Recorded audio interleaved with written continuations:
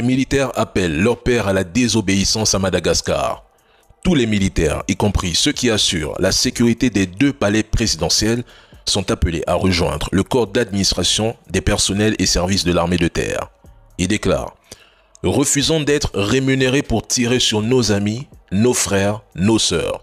Nous, militaires, ne jouons plus notre rôle.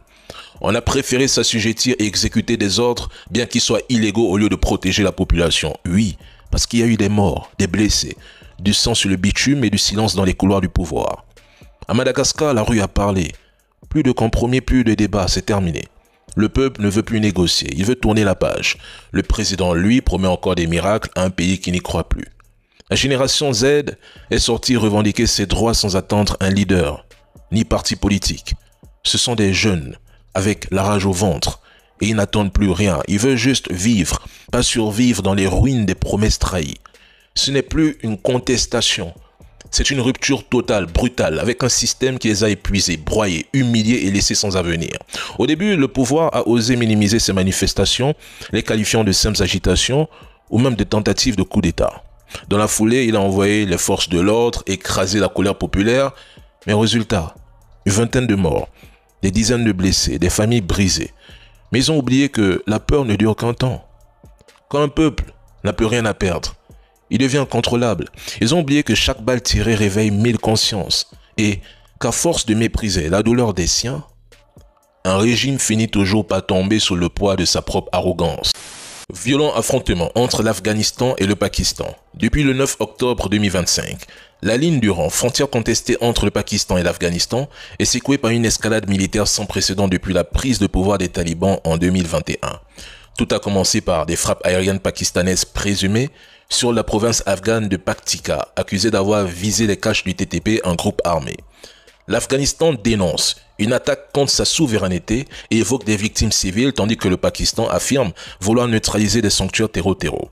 Ces frappes ont immédiatement déclenché une réponse violente des forces talibanes, entre le 10 et le 11 octobre aujourd'hui. Les talibans ont lancé plusieurs offensives coordonnées contre des positions pakistanaises le long de la frontière, notamment dans plusieurs provinces. Les combats, particulièrement intenses, impliquent artillerie lourde, drones et mortiers avec des explosions et des évacuations civiles massives. Le bilan reste incertain, mais on évoque déjà plusieurs dizaines de morts, principalement côté pakistanais, et un exode de population vivant près de la frontière. Face à cette montée de tension, le gouvernement taliban parle d'une agression injustifiée et annonce le renforcement de la frontière, tandis que le Pakistan évoque une menace existentielle et une potentielle guerre ouverte. L'Inde suit la situation de près, semblant se rapprocher de l'Afghanistan, tandis que la Chine, alliée du Pakistan, pousse encore au dialogue. Et à ce stade, la crise menace la stabilité régionale, le commerce transfrontalier et les efforts humanitaires déjà fragiles dans la région. Le président Macron menace, si la Russie persiste dans son obstination guerrière et dans son refus de venir à la table de négociation, elle devra en payer le prix. Mais qui le conseille, bon sang? Macron menace la Russie alors qu'il n'a même pas de gouvernement, aucun budget, une armée affaiblie, une économie à terre, une inflation qui écrase les ménages, des agriculteurs en colère, des services publics à bout de souffle, des milliers d'entreprises qui ferment et un pays qui ne croit plus en sa parole. Son pays, aujourd'hui, peine déjà à se tenir debout. Mais il excelle dans un domaine, attention. Il maîtrise l'art de la diversion. Il rallume les braises d'une guerre qui ne le concerne pas bas, qui commence par regarder la réalité en face. Son bilan est un désastre. Il a plongé son pays dans le chaos et maintenant il ose menacer la Russie. Mais il compte sur qui et sur quoi? Il ne parle que de crise internationale, de conflits, de menaces qu'il brandit sans jamais être invité aux véritables tables de négociation. Il n'a rien fait pour Israël et Gaza, rien pour l'Inde et le Pakistan, rien pour l'Arménie et l'Azerbaïdjan, rien pour le conflit frontalier entre le Cambodge et la Thaïlande, rien non plus au Sahel, au Mali, au Burkina et au Niger. Et c'est en Ukraine qui prétendrait changer le cours de l'histoire? Seuls les trolls manipulés depuis 2022 y croient. Nous, on rit franchement en laissant la presse occidentale annoncer encore la victoire ukrainienne ou l'effondrement de l'économie russe. Les Français veulent sa démission, sa destitution. 8 premiers ministres, crise politique, sociale, économique et énergétique, mais qu'il quitte sa fonction avec le peu de dignité qui lui reste, qu'il démissionne au lieu de menacer la Russie qui est devenue la 4e puissance économique mondiale en termes de parité de pouvoir d'achat selon le rapport 2025 du FMI. Cameroun. Les chiffres de la diaspora camerounaise représentent environ 0,4% des 8 millions d'inscrits totaux. Près de 15 000 ont voté. Donc, les résultats de la diaspora ont un faible poids électoral. On peut se passer de ça. Les vrais résultats se joueront dans les grandes villes comme Yaoundé et Douala, qui concentrent à elles seules près de 30% du corps électoral, aussi dans les zones rurales reculées et surtout dans le Grand Nord, avec plus de 1,2 million d'électeurs, qui est une région très stratégique du pays. Si par exemple à Douala, le président perd, tout va se jouer entre Yaoundé et le Grand Nord. Mais je constate que dans cette élection présidentielle, certes transparente, chacun joue sa partition. Le compte Chiroma ne publie que les résultats des zones où il gagne, en oubliant soigneusement celles où il perd, tandis que les partisans du RDPC font exactement la même chose. Ne montrer que la victoire, jamais la défaite. Tous font la même chose, d'autres même balancent des chiffres sans image. En fait, chacun fait sa communication.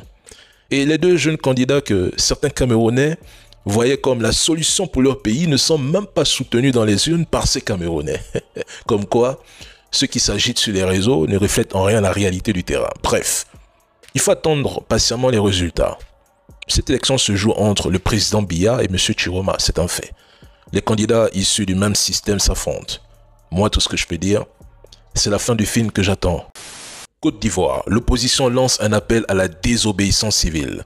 À partir de lundi 13 octobre, elle annonce le gel de toute activité liée à la campagne électorale. Elle appelle à bloquer le pays. L'opposition promet de maintenir la pression jusqu'à ce que ses revendications soient entendues et prises en compte. En clair, l'opposition ne réclame qu'une seule chose, pas de quatrième mandat. Elle exige le départ immédiat du président Ouattara qu'elle accuse de s'accrocher au pouvoir comme si le pays lui appartenait. Hier, des milliers d'Ivoiriens sont descendus dans les rues, bravant la peur, les gaz lacrymaux et la répression. Pourtant, aucune grande chaîne occidentale n'en a parlé. Silence total comme si les cris d'un peuple qu'on étouffe n'avaient pas leur place sur les antennes internationales. Le régime, lui, fait mine de maîtriser la situation, mais quelque part la peur est palpable. Tout le monde redoute que cette contestation s'enflamme et devienne ingérable. Depuis hier, le message est très clair. Trop c'est trop. Pas de quatrième mandat, le président Ouattara doit partir. Et plus le pouvoir essaie d'étouffer cette voix, plus elle devient assourdissante. Madagascar, le président aurait été exfiltré par un avion militaire français. Un accord direct a été scellé entre le président Macron et le président de Madagascar, permettant l'intervention des forces armées de la zone sud de l'océan Indien. Rajolina n'est pas qu'un allié. C'est un citoyen français naturalisé en 2014 qui était présent à Madagascar. Officiellement, l'Élysée nie toute ingérence, mais les faits parlent d'eux-mêmes. Cette opération ressemble furieusement à une extraction VIP, un rappel brutal des liens post-coloniaux qui lient encore Paris à ses anciennes colonies. Mais quels sont ces présidents africains qui, aujourd'hui, font semblant de gouverner nos pays, mais qui, à la moindre tension, n'hésitent pas à se réfugier dans des avions militaires étrangers pour fuir vers Paris ou d'autres capitales européennes? Pourtant, lui-même est arrivé au pouvoir à la suite d'un coup d'État, avec des promesses qu'il n'a jamais honorées. Il a préféré orienter sa politique extérieure et économique vers la France, cultivant des relations étroites avec Paris dans divers domaines.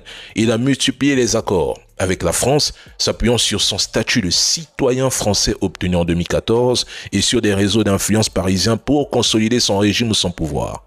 La France, via l'AFD, a injecté des millions d'euros dans des projets d'infrastructure à Madagascar, comme la réhabilitation du port ou l'électrification rurale. Mais malheureusement, ces projets opaques ont surtout enrichi l'élite malgache proche du pouvoir et les partenaires français, tandis que la population continuait de subir des coupures d'électricité et une pauvreté endémique.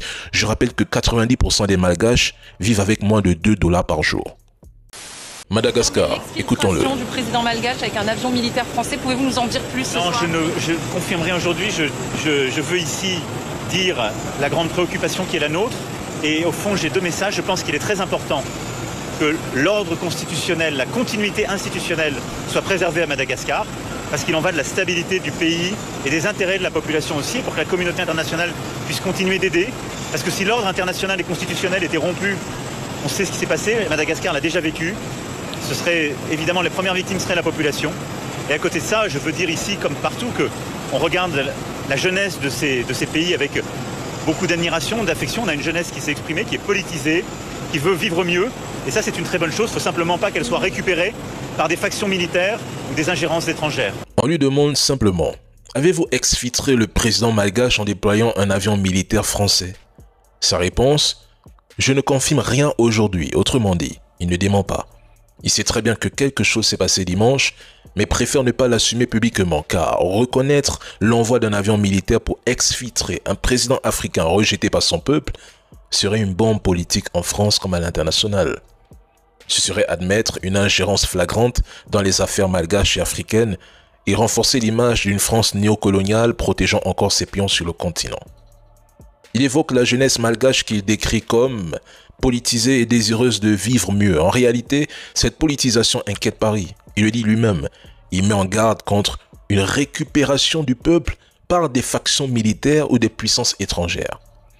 C'est une manière subtile d'insinuer que la jeunesse malgache ou africaine, pourtant légitime dans ses aspirations, serait manipulable et ce n'est surtout pas bon pour les intérêts français. C'est encore une rhétorique paternaliste. Dans son esprit, les Africains ne peuvent pas agir de manière autonome. Ils sont forcément téléguidés ou manipulés, tout comme l'AES avec la Russie. Ce que le président Macron redoute, au fond, c'est de perdre le contrôle des dynamiques africaines. Et il est temps d'admettre que l'influence française s'effrite et que les peuples éclairés suivent désormais leur propre voie. Madagascar, l'armée affirme avoir pris le pouvoir après le vote de destitution du président de la République par l'Assemblée nationale, et ce, malgré la dissolution préalable du Parlement par le chef de l'État désormais en fuite. Pour rappel, Ange Radzoel avait dans son allocution d'hier écarté toute idée de démission et insisté sur la nécessité pour Madagascar de rester dans le cadre constitutionnel afin d'éviter des sanctions de la communauté internationale. De son côté, le président Macron a également appelé Madagascar au calme et exhorté les autorités actuelles, les militaires, à rétablir l'ordre constitutionnel, faute de quoi le pays pourrait s'exposer à des sanctions de la communauté internationale. Concernant ces sanctions, l'Union africaine qui souhaite jouer un rôle de médiation pourrait suspendre Madagascar comme elle avait fait en 2009 pour non-respect de la charte africaine, de la démocratie, des élections et de la gouvernance. Cette décision pourrait s'accompagner d'une suspension de l'aide et des prêts internationaux, du gel d'actifs ainsi que d'embargos ciblés sur certaines exportations et importations. Ces mesures risqueraient d'aggraver la pauvreté, de provoquer des pénuries d'eau et d'électricité et d'accentuer l'instabilité économique du pays. Pour Radzoel, Madagascar, c'est personnel et politique. Il s'accroche à son pouvoir. Pour le président Macron, c'est stratégique. Madagascar est un allié clé en Afrique australe. Il est stratégiquement vital en raison de sa position, de ses ressources et de son rôle dans l'équilibre géopolitique de l'océan Indien. La génération Z réclame le changement, mais elle doit rester vigilante et prudente pour que les militaires au pouvoir ne poursuivent pas le même agenda que leurs prédécesseurs. Coup d'État militaire à Madagascar. Aujourd'hui 14 octobre, c'est officiel. La dissolution du Sénat et de la Haute Cour constitutionnelle a été officiellement annoncée tandis que l'Assemblée nationale est provisoirement maintenue pour assurer la continuité administrative. Le gouvernement de transition prévoit l'abolition pure et simple de la constitution actuelle jugée inadaptée à la réalité du pays. Un référendum national sera organisé afin de doter Madagascar d'une nouvelle loi fondamentale censée marquer le début d'une deuxième république plus juste et plus proche du peuple. Dans l'immédiat, un nouveau Premier ministre doit être nommé, chargé de former un gouvernement de transition dans les prochains jours, afin de rétablir l'ordre institutionnel et de préparer une refonte politique du pays. Cette période de transition annoncée pour un maximum de 2 ans devra permettre d'assainir la vie politique, de restaurer la confiance entre institutions et citoyens et de poser les bases d'un nouveau contrat social. Les militaires assureront désormais l'intérim à la tête de l'État malgache. Ce comité sera composé d'officiers issus de l'armée, de la gendarmerie et de la police nationale. Le CAPSAT, autrefois pilier du coup d'État ayant porté Ange Radzoel au pouvoir en 2009 face à Marc, a pris ses distances avec son ancien protégé. Ironie en 2025, Marc, qui a été renversé par Ange Radzoel en 2009, se retrouve aujourd'hui en train de soutenir ce coup d'État militaire et d'apporter tout son soutien à cette transition. Le chef terreau syrien se trouve actuellement en Russie. C'est lui-même qui a proposé cette visite afin de renforcer les liens entre Moscou et Damas, une démarche que Poutine a acceptée au plus haut niveau. Au programme des discussions, tenez-vous bien, la coopération bilatérale, les investissements économiques, la modernisation et la restructuration des forces armées syriennes, ainsi que le maintien des bases militaires russes sur le territoire syrien. La Russie pourrait soutenir la stabilisation du pays et apporter une aide économique et militaire renforcée à la Syrie. Le chef Tero a exprimé son souhait de voir la Russie rester un partenaire stratégique dans la reconstruction de la Syrie parce que son pays connaît une période d'une extrême gravité. Depuis la chute de Bachar al-Assad, le 8 décembre 2024, la situation s'est détériorée sur plusieurs fronts, plongeant le pays dans une profonde crise humanitaire et économique. Il cherche à tout prix à établir des relations pacifiques avec la Russie, au point qu'en juillet, son ministre des Affaires étrangères fut le premier haut responsable de son équipe à se rendre en Russie. Il veut une coopération avec Poutine au plus haut niveau. Et dire qu'il y a à peine 10 mois, certains trolls et propagandistes africains russophobes assuraient ici que la Russie avait été chassée de Syrie, que tout était fini pour Poutine, que ses bases militaires allaient fermer. Aujourd'hui, est-ce que vous les entendez encore? Non. Nous, on disait que la Russie ne perdrait rien, qu'au contraire, elle finirait même par en sortir renforcée, car c'est de la géopolitique, pas de la géo-émotion. On nous a insultés à l'époque sur cette affaire de base militaire, de coopération avec le chef Tero de Syrie. Mais en vérité, beaucoup réagissent avec émotion plutôt qu'avec lucidité. Donc, le chef Tero de Syrie a officiellement demandé à la Russie de l'aider à reconstruire les infrastructures de son pays. Et la Russie a accepté. Il est intéressé par les livraisons de blé et de médicaments russes. Il a précisé que la Russie jouera un rôle majeur dans le développement d'une nouvelle Syrie et a rappelé que les deux nations sont liées par des relations historiques fortes. Ce que les trolls et propagandistes russophobes africains et européens ne vous ont jamais dit lorsqu'ils espéraient voir la Russie perdre ses deux bases militaires en Syrie, c'est que, comme l'a clairement affirmé aujourd'hui le chef Tero de Syrie, une partie de leur approvisionnement alimentaire repose sur la production russe. Nombre de leurs centrales électriques dépendent de l'expertise russe. De nombreuses relations stratégiques et politiques au niveau international et régional sont également étroitement liées à la Russie. Ils ne peuvent pas se débarrasser de ça. Dans leur nouvelle Syrie qu'ils veulent construire, c'est impossible. Ils ont même besoin des Russes dans le secteur énergétique, où la technologie russe reste cruciale.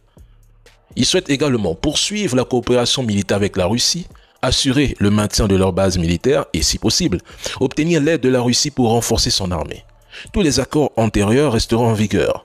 Les propagandistes et trolls france-africains inventent des versions sorties de leur imagination, alors que l'entretien est limpide.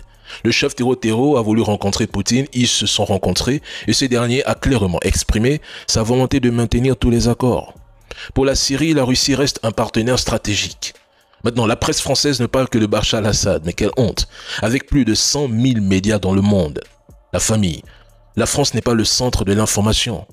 Informez-vous ailleurs. Moi, je vous invite à lire la presse syrienne et russe pour cette rencontre. Togo. Poutine vient de signer la loi ratifiant l'accord de coopération militaire entre la Russie et le Togo. Un accord conclu pour une durée indéterminée.